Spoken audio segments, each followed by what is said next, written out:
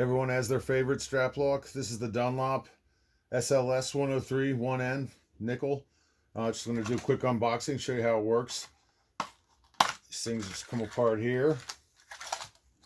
Inside of here, we have some instructions that show you how to put it together, and there's also videos online you could find.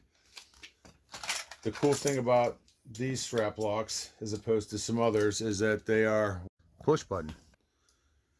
That's why a lot of people like them. It's pretty simple. You just remove your old strap button.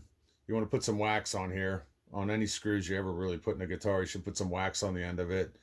Put your new strap button onto the guitar, and with this piece it comes, you get the washer, the unit, the pin itself, and a clip. So it's pretty simple.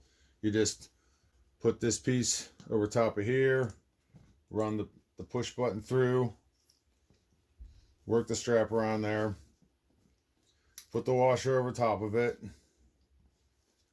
the clip on there, and you'll feel it.